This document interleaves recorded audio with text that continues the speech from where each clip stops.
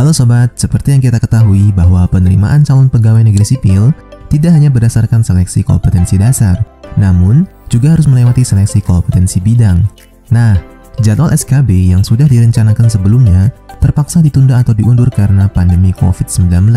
Semoga wabah ini cepat berlalu ya, sehingga kita bisa hidup normal kembali, termasuk dapat melaksanakan ujian SKB. Tapi, tidak semua peserta ujian akan mengikuti seleksi kompetensi bidang. Untuk dapat mengikuti SKB, sobat harus dinyatakan lolos passing grade seleksi SKD yang telah ditetapkan oleh Panitia Seleksi Nasional terlebih dahulu.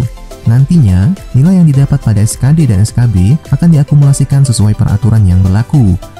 Kali ini, tim Katariko telah merangkum tips untuk menghadapi SKB dalam seleksi CPNS 2020. Yang pertama, mengetahui jadwal. Layaknya seperti melamar kerja pada umumnya, ada baiknya sobat datang 60 menit sebelum waktu ujian dimulai.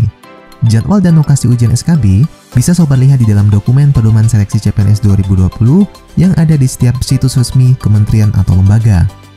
Sobat diharapkan datang lebih awal, lantaran sebelum ujian, para pelamar harus melalui beberapa tahapan administrasi, seperti proses absensi, penyimpanan barang bawaan, dan pengecekan identitas.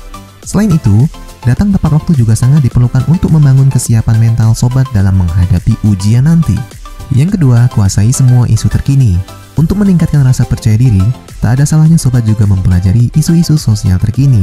Hal ini jelas akan menambah wawasan sobat dalam mengerjakan soal-soal ujian SKB.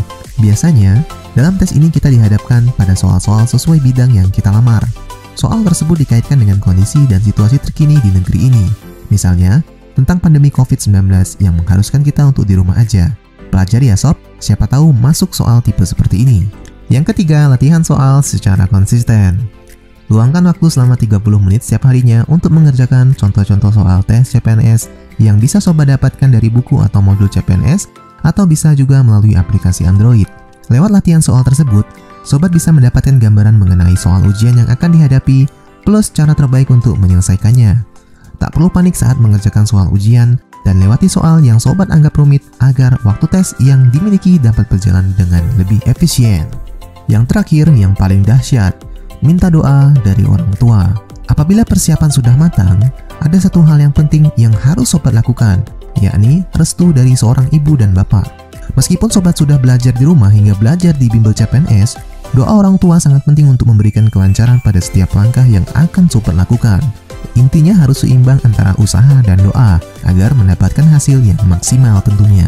Oke sobat, cukup sekian video tips dalam menghadapi SKB kali ini. Semoga bermanfaat dan semoga sobat memperoleh hasil yang terbaik sehingga dapat membanggakan orang-orang yang tersayang.